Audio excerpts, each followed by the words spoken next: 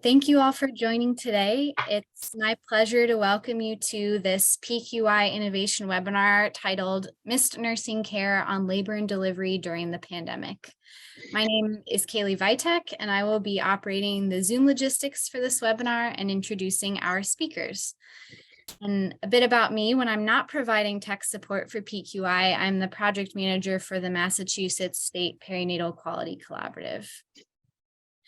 A couple of housekeeping items before I introduce our speakers. This webinar is being recorded and will be posted for free on the PQI website. There will be time for Q&A at the end of today's presentation, so please type any questions you have into the chat and we will address them. Lastly, if you experience any technical issues, please send me a private message. And then also just a friendly reminder, if you are not speaking, please make sure to keep yourself muted to reduce any background noise. Now I will introduce today's speakers. Dr. Joyce K. Edmonds is an associate professor at the Connell School of Nursing at Boston College and is the editor-in-chief of the Journal of Obstetric, Gynecologic, and Neonatal Nursing, published by A1. She has more than 20 years of experience in nursing and public health practice and maternal and child health research. She is currently investigating how to measure the influence of labor and delivery nurses on birth outcomes and the factors that shape their practice patterns. The goals of her research are to support physiologic labor and birth in childbearing women and to improve the quality and equity of maternity care services. Next, Dr. Stacy Jobst is an assistant professor at Towson University in the College of Health Professions, Department of Nursing. Her clinical background is primarily in labor and delivery nursing, and her program of research is focused on intrapartum care and shared decision-making during labor and childbirth. She is an alumna of the Robert Wood Johnson Foundation Future of Nursing program, chair of the Maryland section of A1, and a corresponding member of the A1 Research Advisory Panel. If you would like to read more about our speakers, please visit the link in the chat to read their full bios. And now I will turn it over to Dr. Deborah Bingham, who is a co-author of the work that will be discussed today, as well as the founder and CEO of the Institute for Perinatal Quality Improvement, PQI, as well as Renee Byfield, who is the Speak Up Program Director. Hi, everyone. So great to be with you today. Thank you for making time to join us, and very excited to have such wonderful speakers and co-authors.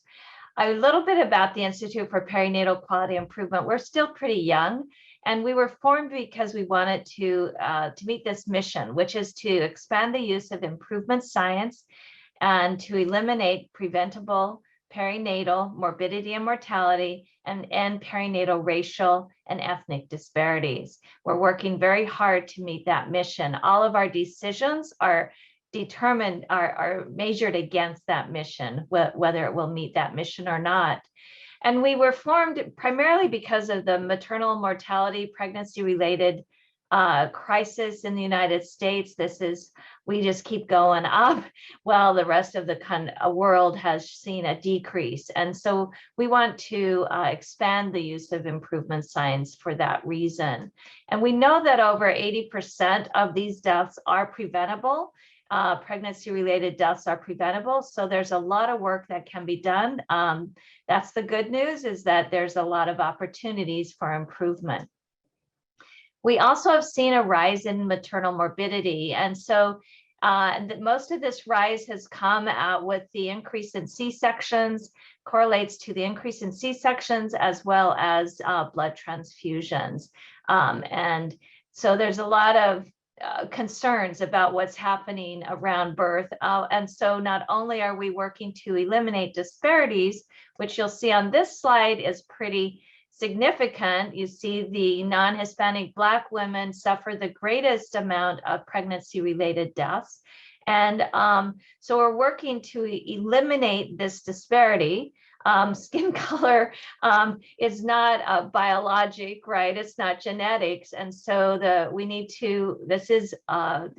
good news is we have opportunities for improvement here. And we have ways that if we make sure women get evidence-based care, then then they'll be able to, we know that that will help save their lives. And that's why we have as our tagline that QI saves lives. We're also working to expand the physiologic birth options as a way to also help reduce morbidity.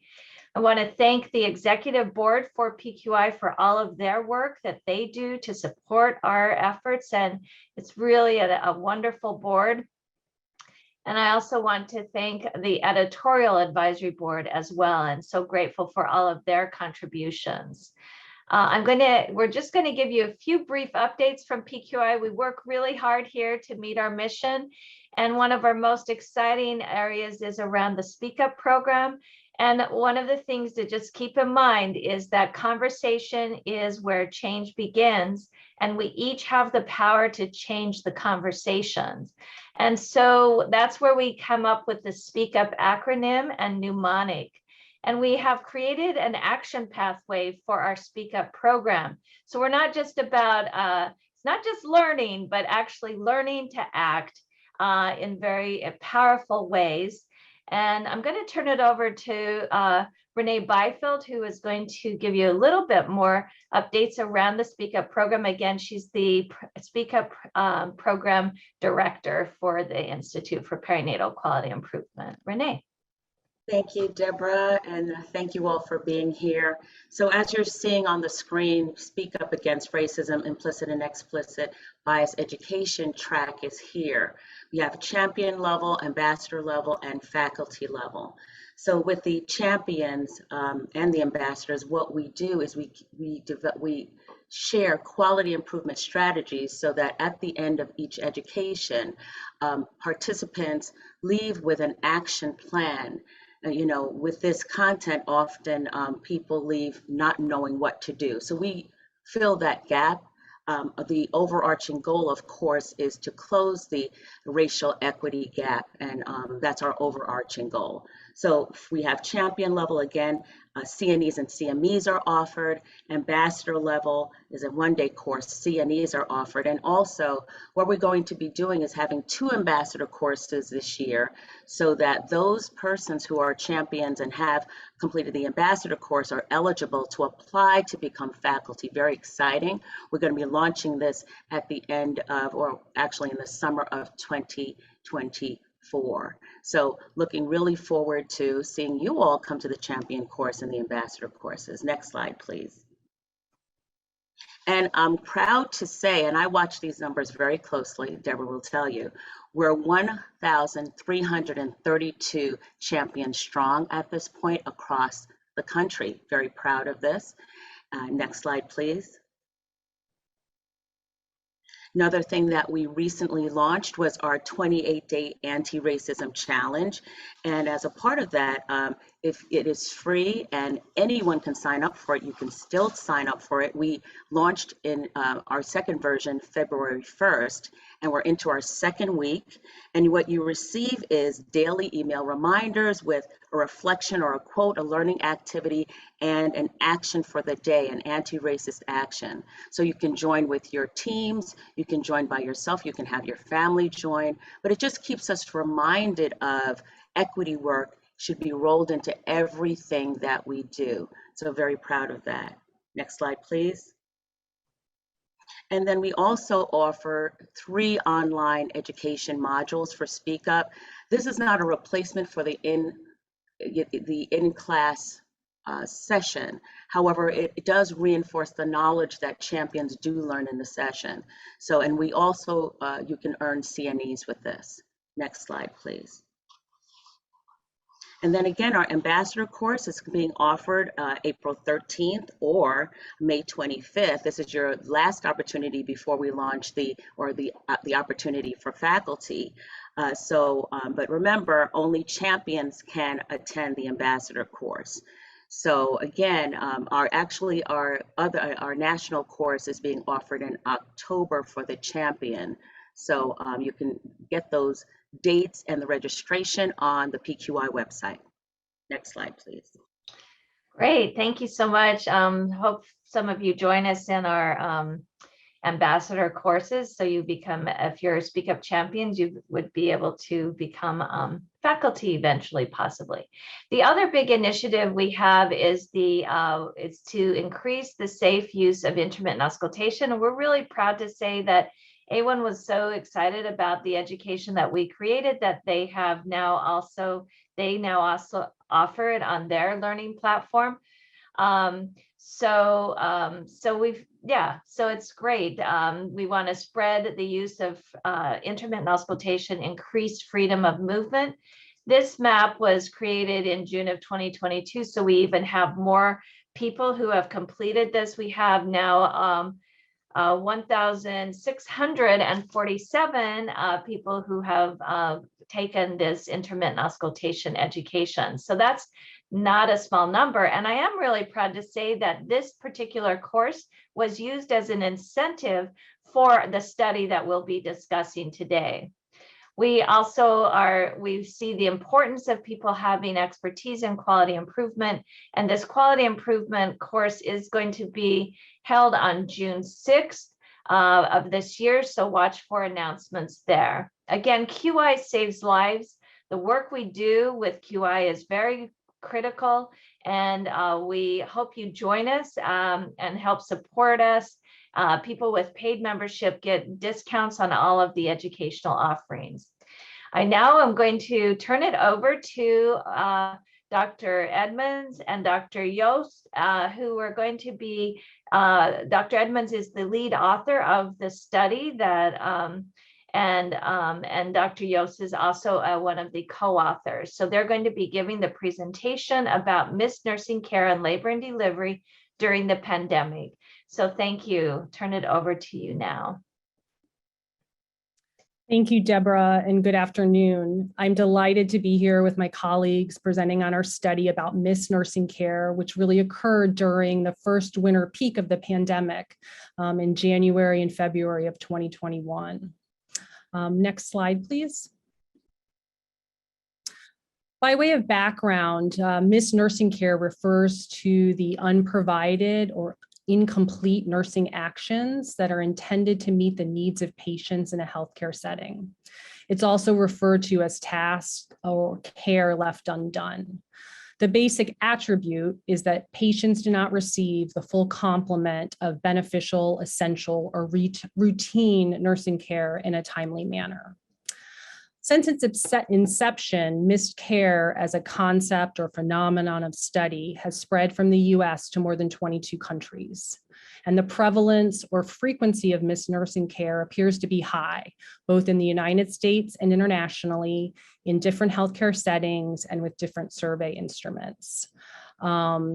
In systematic reviews of missed nursing care have identified that 55 to 98% of nurse respondents report missing one or more items of required care during the time of assessment. What's significant here is that nursing reports of missed care are associated with adverse patient outcomes, including medication errors, patient falls, nosocomial infections, pressure ulcers, post-operative mortality, patient satisfaction, and more recently, exclusive breastfeeding rates. The vast majority of studies on missed care in the US have been conducted, however, in acute care, ICUs, and long-term care settings, and considerably less in specialized settings, such as on labor and delivery units. Missed care research with perinatal nurses during labor and birth is really just beginning, due in large part to the work of Dr. Audrey Lydon and Dr. Kathleen Rice-Simpson and colleagues who developed the perinatal missed care survey. Among the studies conducted in this perinatal group on labor and delivery, missed care appears to be a common error that is influenced by the practice or quality of the work environment. Missed care is linked or associated with job satisfaction, burnout, and again, exclusive breastfeeding rates. Next slide, please.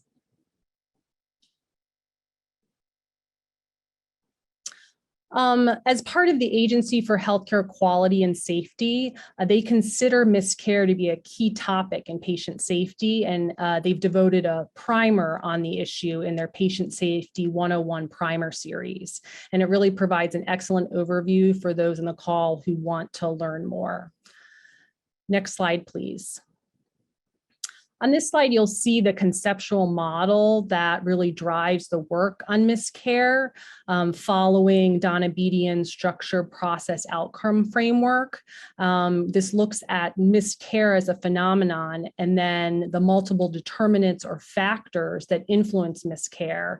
And those are factors that relate to the nursing environment, and the hospital and unit characteristics, staff characteristic, teamwork, and include resources. In turn, miscare is associated with staff and patient outcomes. And notably, you'll see in the red line that staffing or perceived staffing adequacy is consistently linked with miscare. So units with better staffing appear to have lower rates of missed nursing care. Next slide, please. As I previously mentioned, we conducted the study in the context of the COVID-19 pandemic during the first winter peak in 2021, when there was a significant increase in cases and hospitalizations. There was resource-intensive infection control measures were required, and the healthcare system at large was experiencing wide-scale disruption. And our study really built on findings from a qualitative study that was done at this time, looking at the experiences of L&D nurses. And they definitely found, like consistently other studies have found, the impact of nurse staffing. But what else, the other variable that was identified was nursing time at the bedside. And so that the pandemic and this disruption was impacting nurse time at the bedside. And so we became interested in that particular variable in our study. Next slide, please. And so our overall study objective then was really to examine the frequency of critical missed nursing care processes, and I'll talk about what that and how that's defined on labor and delivery units, and the relationship with nursing time at the bedside and adequacy of unit staffing during the COVID-19 pandemic in the United States. Next slide, please. So a little bit about why we looked at what we're calling critical missed nursing care processes. This gets into a little bit of the measurement around the phenomenon. Researchers most often report global indicators of missed care, such as any missed care among a full inventory of items, which range from 12 to 30 items. They report total instances of miscare or the composite mean frequency score of miscare activities from a listing of all possible interventions or tasks. Less frequently do they report on specific activities missed. And this is a major limitation because not all aspects of care seem to be admitted at the same frequency or to the same extent. And then furthermore, not all individual aspects of nursing care equally affect patient outcomes. And certain activities may be more closely aligned to those adverse patient outcomes. For example, missed response to acute maternal sign changes would be more likely to result in a potentially adverse event than the missed provision of emotional support to family members. So it's been recommended that the research explore one task or one domain, such as patient surveillance, and link it to a specific determinant or outcome. And so that's what we did in our study for 3 related tasks. Next slide, please. And these related tasks really are around patient surveillance, and we talked about them as critical perinatal nursing care processes. And we define them as those processes that potentially could cause serious harm to the pregnant person or fetus if they were ever missed. And those 3 items include recognition and response to indeterminate or category 2 or abnormal category 3 fetal heart rate changes within 15 minutes, excessive uterine activity within 20 minutes, and new maternal complications such as hypertension or hemorrhage within 10 minutes. Next slide, please.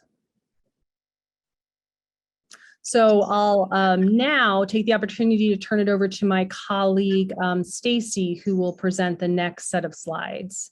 Thank you. Thank you, Joyce. So as Joyce was describing, the objective of our study was to examine the frequency of those critical missed nursing care processes, particularly in relation to nursing time at the bedside and unit staffing adequacy during the COVID-19 pandemic in the US. So we conducted a cross-sectional survey-based design. We distributed our online surveys between January 14th and February 26th, 2021. And our sample was a convenient sample that consisted of 836 registered nurses who were employed on labor and delivery units throughout the United States. Our methods included conducting descriptive analyses on respondent characteristics and those critical missed care items from the perinatal missed care survey. We also conducted logistic regression analyses to look at the relationship between missed care in relation to reported nursing time at the bedside and frequency of unit staffing adequacy. Next slide, please.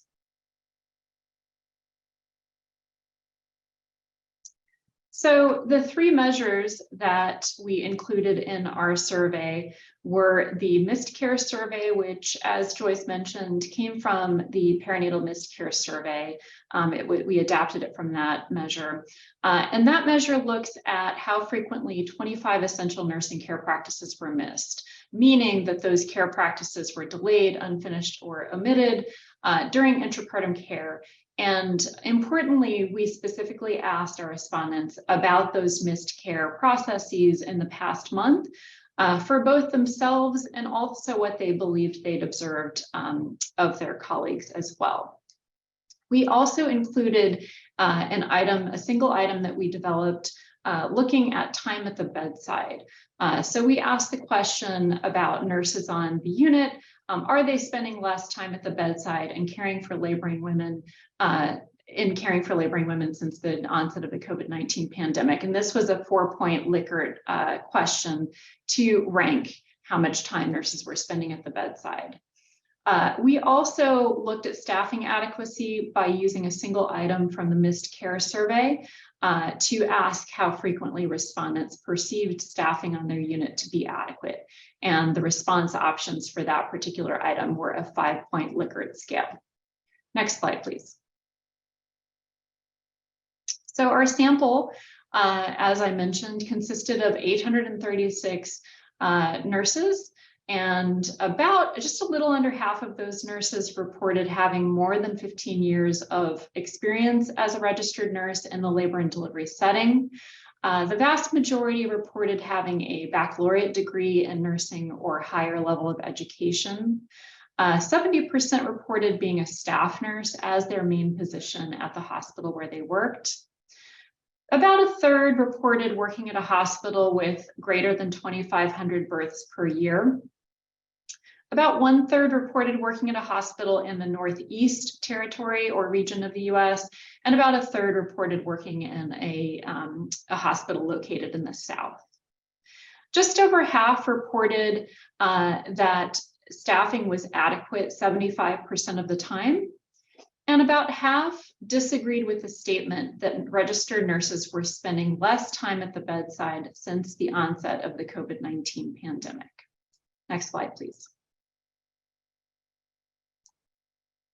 So looking specifically at those missed care questions that Joyce talked about, just as kind of a refresher, I'll review what those were. So the three critical missed care items that we focused on were both recognition and response to indeterminate or abnormal fetal heart rate changes within 15 minutes.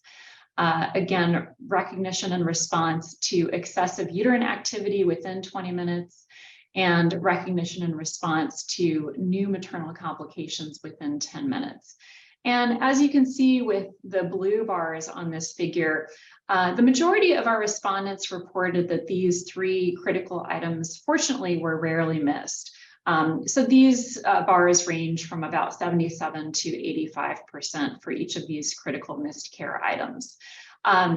A smaller proportion of respondents reported that these items were occasionally missed. So those ranged from 14% for recognition in response to new maternal complications to 20% for recognition in response to indeterminate or abnormal fetal heart rate changes.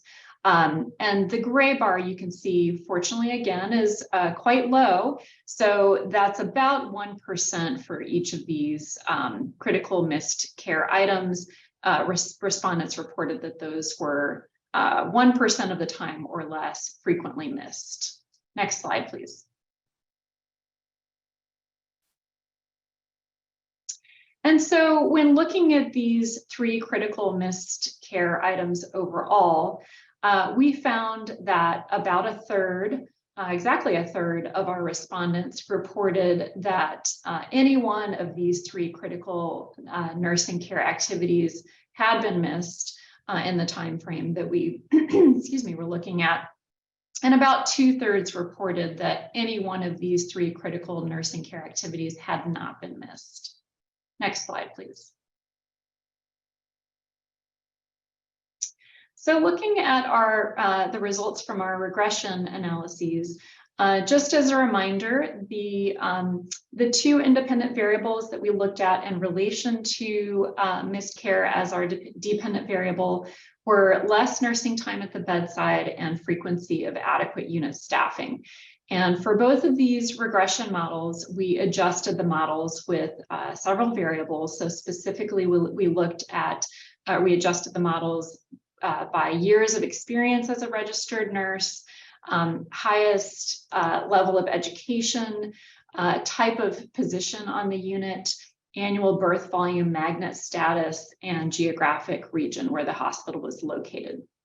And what we found was that respondents who agreed that nurses were spending less time at the bedside had 77% higher odds of missing critical aspects of care when compared to respondents who disagreed. We also found that respondents who reported that unit staffing was adequate 75% of the time or more had about half the odds, so lower odds of missing critical aspects of care compared to those who reported unit staffing was adequate 50% of the time or less. Next slide, please. And I'll hand it back over to my colleague, Joyce. Thank you, Stacy. So now this slide compares our data that was collected during the pandemic to data collected before the pandemic, albeit from a very different sample using a slightly different measure.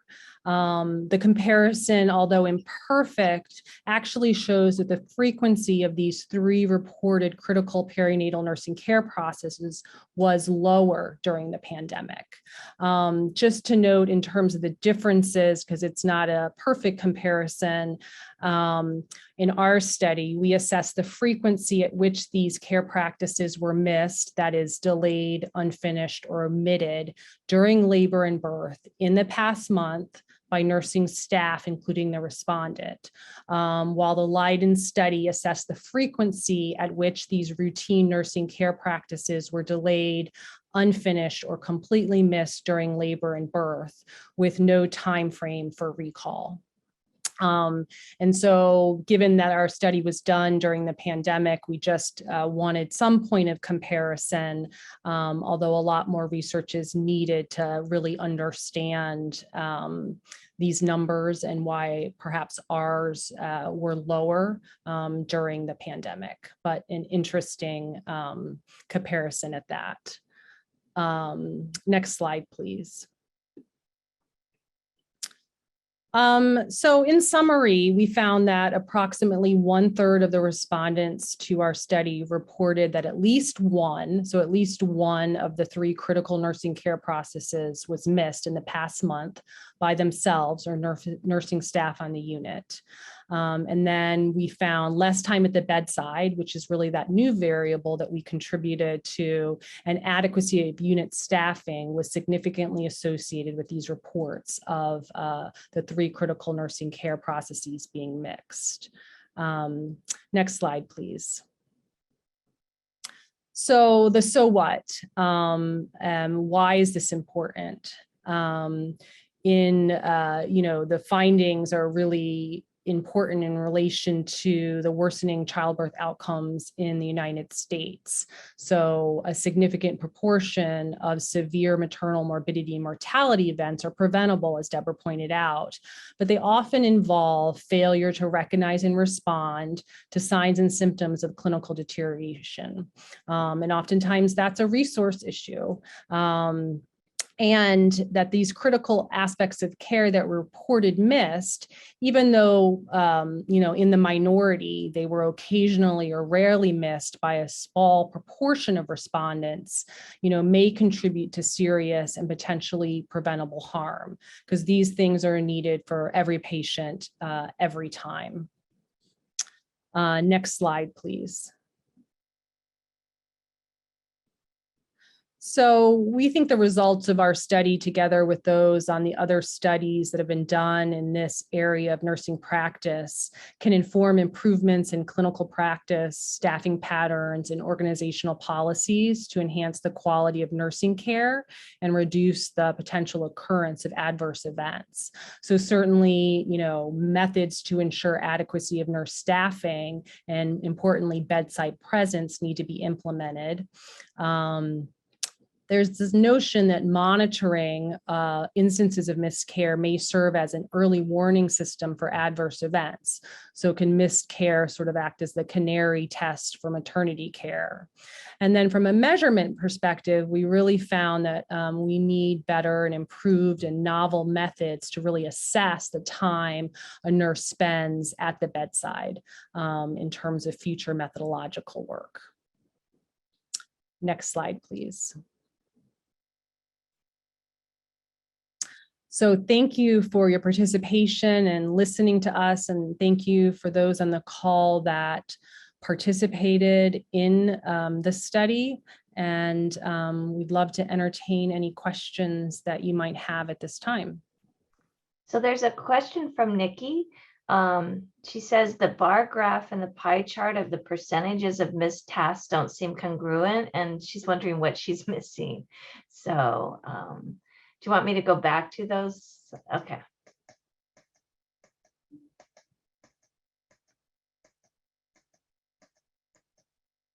So here's the pie chart. Yeah, so the pie chart here is that the respondents, so it's like a collective. Did they miss one or more of the 3 nursing care activities? So 33% said that they occasionally or frequently missed them. And then if you go to the previous bar graph, this is the response and the percentage for each individual item. So the pie chart is a summary where this percentages are for each individual item. Does that make sense, Nikki? No.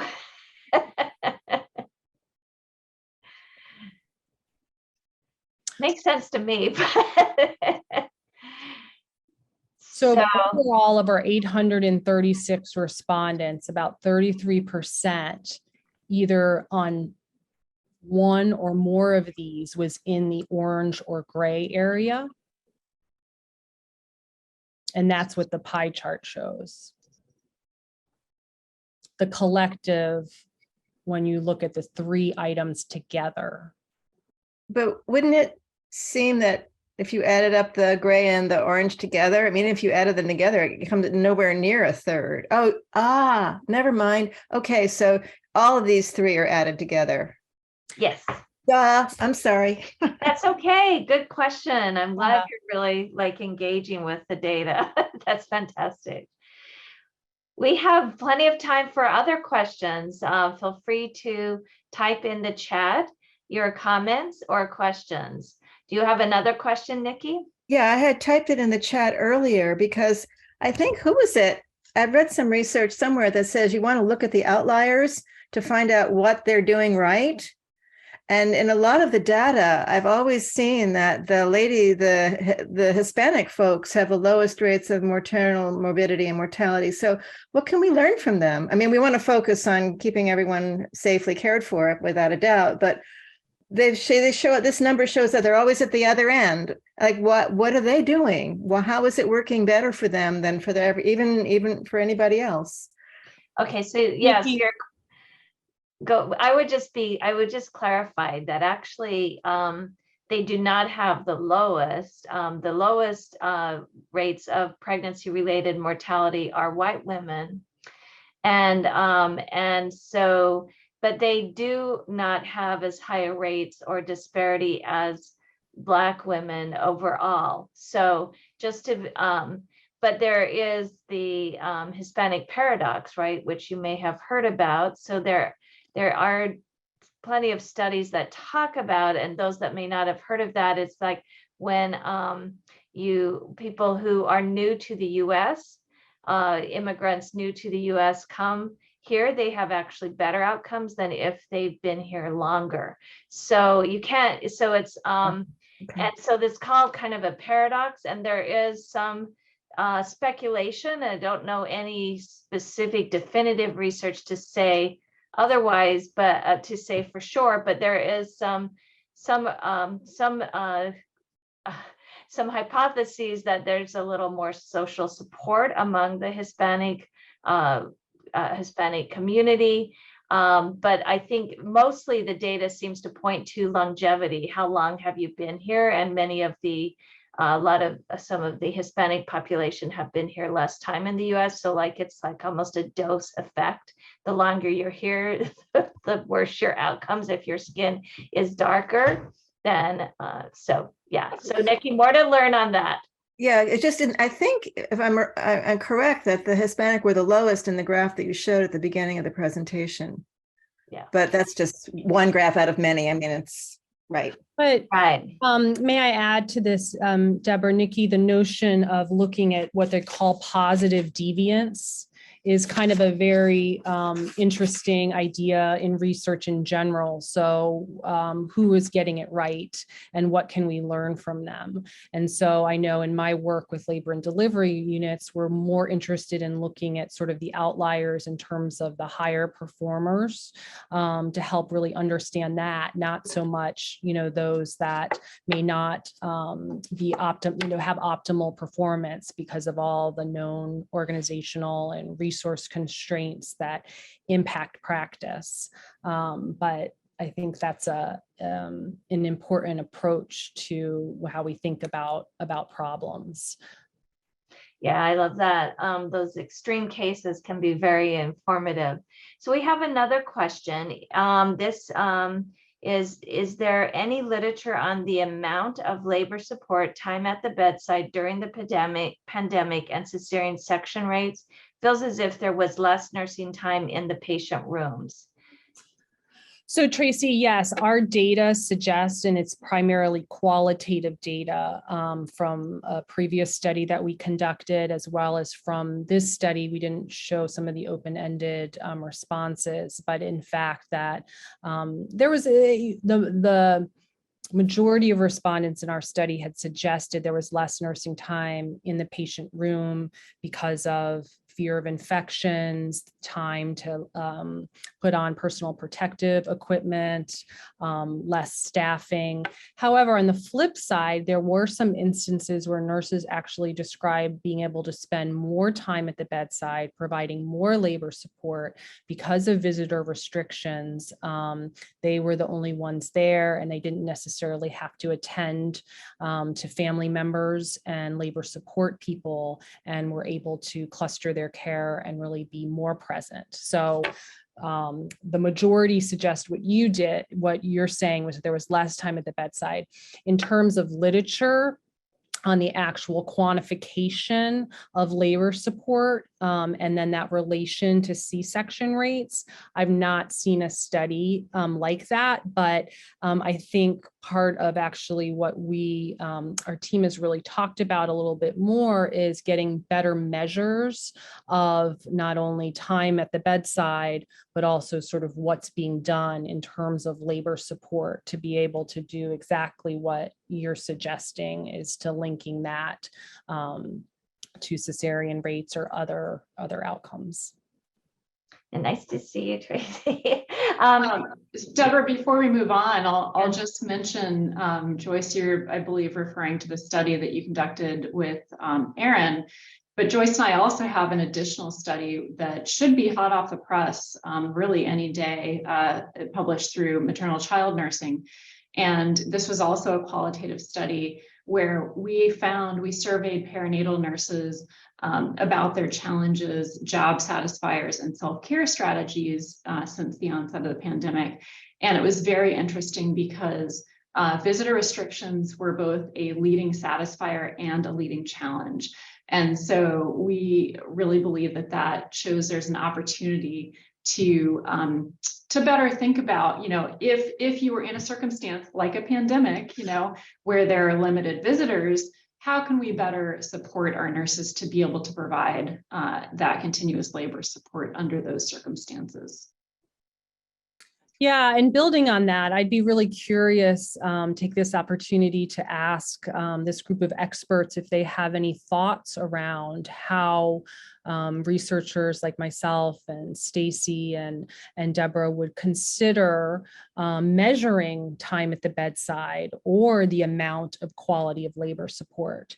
What we have found is obviously observational studies are very time intensive and difficult to do, and chart reviews are very limited in relation to the consistency by which these things are documented and the ability to abstract them from the record at scale. So now in the chat or at another time, if you have any ideas about this, we'd be very interested. And while you're thinking about how to respond to that, we have another question. This is from Jessica, and it is, how can we take this study, bring it to our administrators, and discuss how staffing patterns affect patient safety? So I don't, do you want to answer that, Stacy? And we all can add our 2 cents to that one. Yeah. Oh, you're on mute. Thank you, Deborah.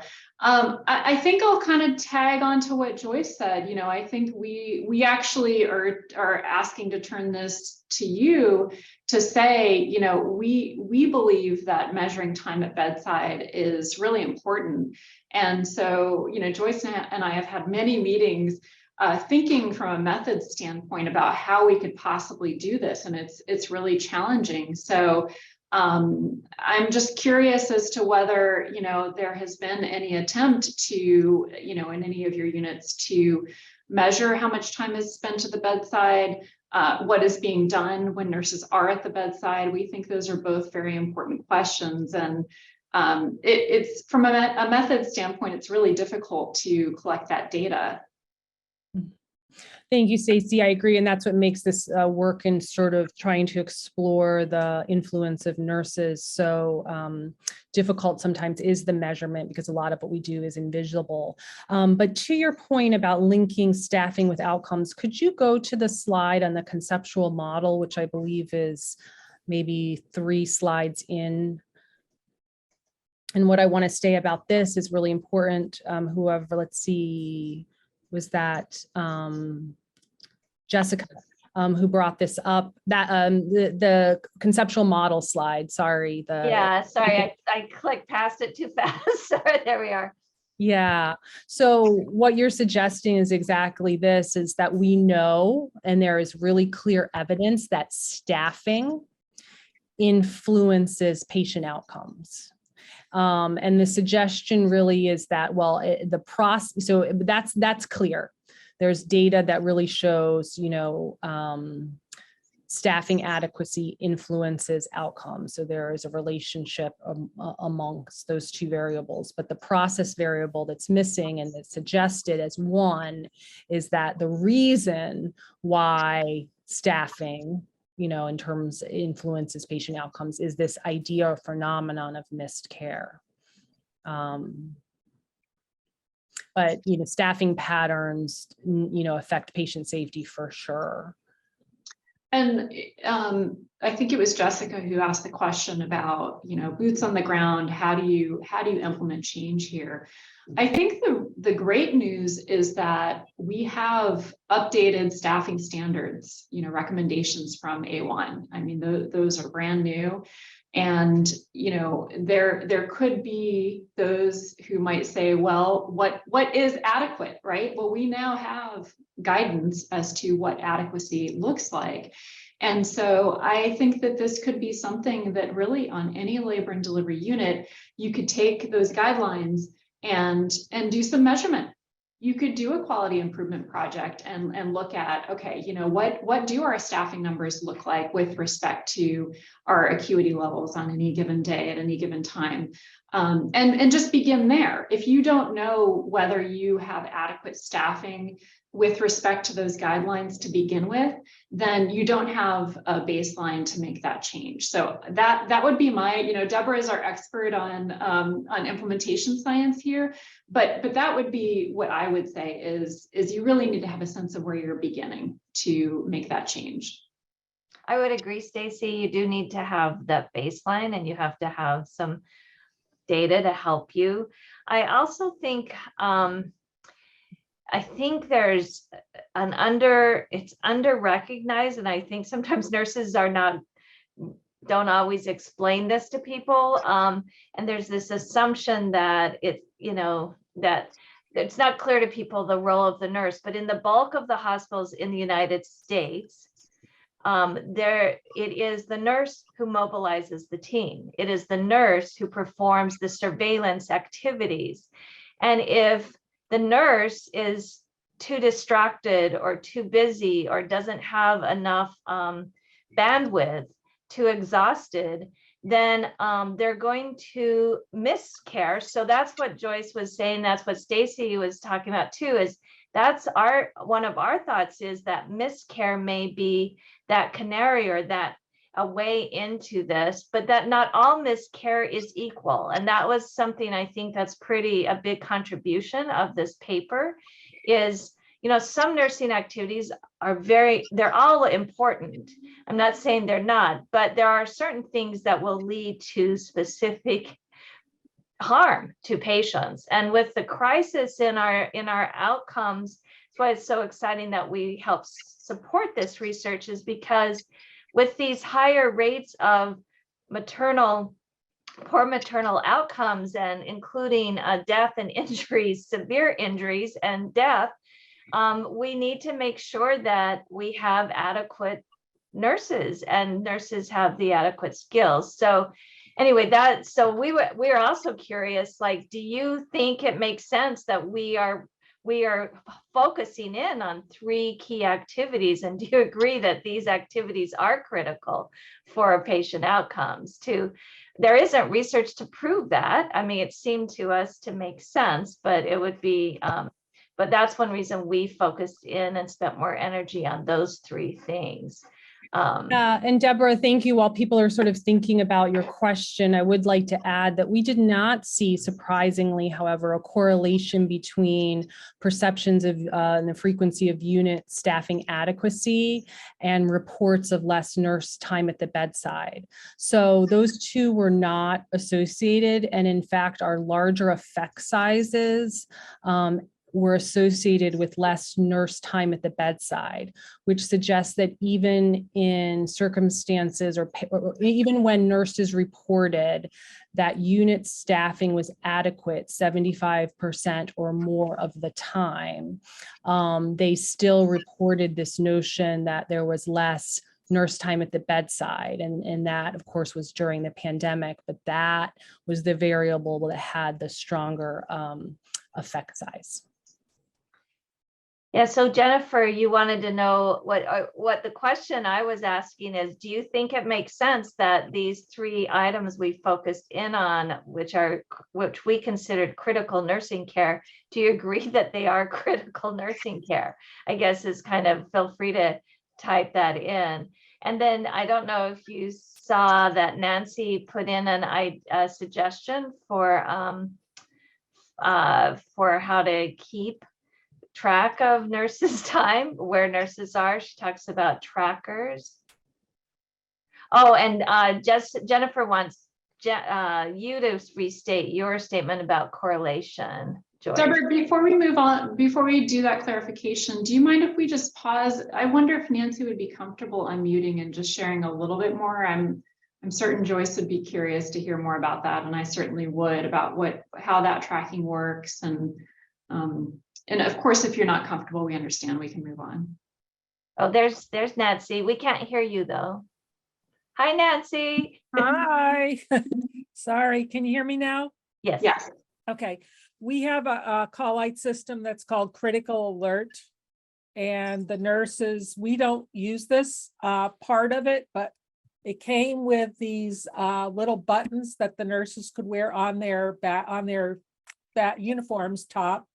And it would track them as they went in and out of the patient's room. That is being used on a lot of the med-surg floors in our hospital and the progressive care units. We just decided not to use it on obstetrics. We didn't need it, but it is available to us. So it could be used to track if we wanted to do a study of some sort using that. Nancy, do you mind sharing, why do you think that, how do you think they're using the data for the med-surg units? Why do you think that they felt it was necessary there? They are using it to talk about if nurses are going in the rooms to answer lights, as well as for patient fall data. Okay. So that's where it became very, very highly correlated, and plus with patient satisfaction data. Okay. To link the amount of time the nurses were actually in the room. Yeah, and we have explored maybe not this particular product, but something like this at some other hospitals that have done similar studies with our physician colleagues in relation to time at the bedside, particularly around trainees and residents. And in the hospitals that have this capacity, when we contact the labor and delivery leadership, we learn, similar to what you suggested, is that this particular technology wasn't being used in, or chosen to be used on the labor and delivery or with the perinatal nurses. More, I think, in relation to sort of the privacy concerns. And just the notion of tracking was not appealing to the staff. That's what we've learned to date about that.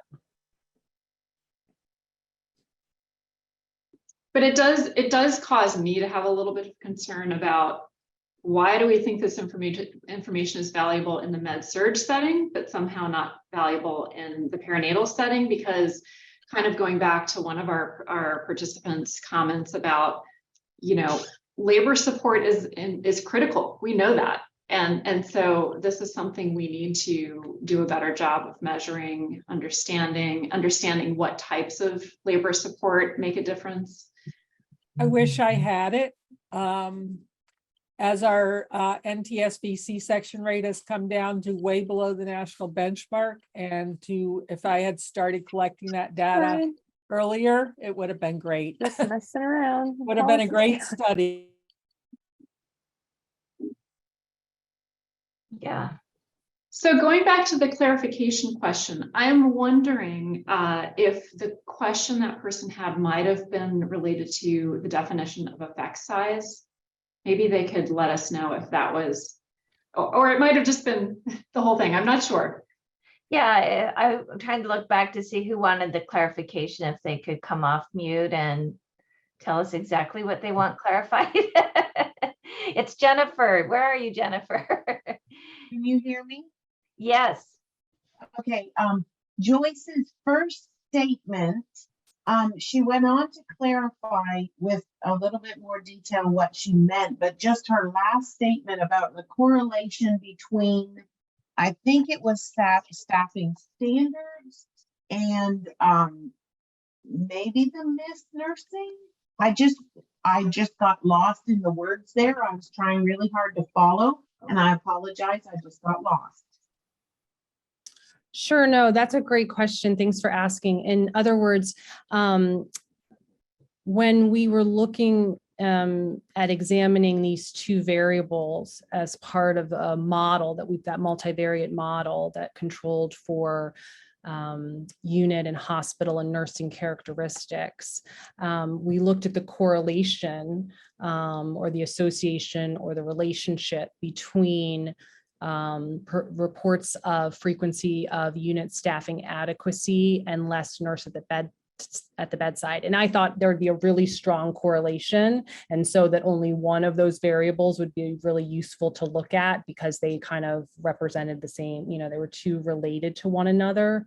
But what was interesting was that in fact, we did not find a significant correlation between the two variables, which is why we looked at them separately, which is why we're interested in this time at the bedside as a variable. And so as imperfect as the measure was, we think it's interesting and distinct from the issue of unit staffing. And that's what we're interested in further exploring, if that makes sense. Yes, thank you very much. Sure.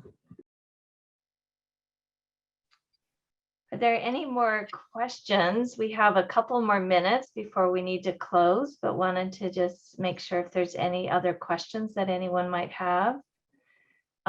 Jamie just put in the chat, she says, I think nurse fear played a huge role in lack of time at bedside. Yeah, I think you're and right. understandably, I mean, I think from our qualitative findings, yes, fear of infection, fear of bringing that infection home, lack of personal protective equipment at that time. This was prior to any vaccine availability. There weren't enough nurses. Nurses were being deployed on other units. Like I said, that wide scale disruption and spending a lot of time in the room, heavy breathing with a laboring patient was a scary prospect for sure. Yeah, and so Jamie goes on to add, and I think it's a really important point, that even if there are enough nurses on the floor, she said they may not have wanted to go into the room. So that may have been one of the things. And this is really something, Joyce and I have talked a lot about this with respect to central monitoring as well, right? That sometimes we have that challenge as well. If you can sort of monitor from afar, sometimes that challenge exists completely outside of a pandemic where, maybe more time at the bedside would lead to better outcomes, but people may feel like they've got a good hold on what's happening because of the monitoring that they can do from outside of the room. Yeah, so in the interest of, thank you, Stacy. In the interest of time, I'm going to have Stacy, do you want to make a final comment, Joyce, and then I'll close this out. So I believe that is my final comment, that some of these challenges exist outside of the pandemic, and I'm really appreciative for the feedback and comments and questions from everyone today. Thank you for this opportunity. Thank you, Joyce. Yeah, thank you for your attention, your interest, and for those of you who participated in this research and participate in the research, enterprise at large. Your voice, your input, your participation in this is really helpful to help better unpack and understand these issues. And thank you, Deborah, for inviting us to this webinar. And please feel free to reach out with any questions you might have as you kind of mull this over, or ideas that you'd like to share with us. So thank you. Yeah, if you want to put in the chat, Kaylee, the info@perinatalqi.org email. So if people want to follow up, we can then follow up with that. This recording will be made available to you all. It's part of our free webinar library series, and we will be sending you out the link. You can then share that with others. We put it on our website. And we're so grateful to anyone all of the people who have agreed to present in the past, and for my colleagues, Dr. Edmonds and Dr. Joyce. And we also want to mention that Erin, who is also one of our co-authors just had a family emergency and was unable to join us today, but we do want to thank her for all of her contributions to this work and wish her and her family the best at this very hard time for them. And we just want to, one last plug for the 28-day challenge. It's a wonderful way to expend your expertise and knowledge around and reflect on ways that you can help eliminate disparities in perinatal care.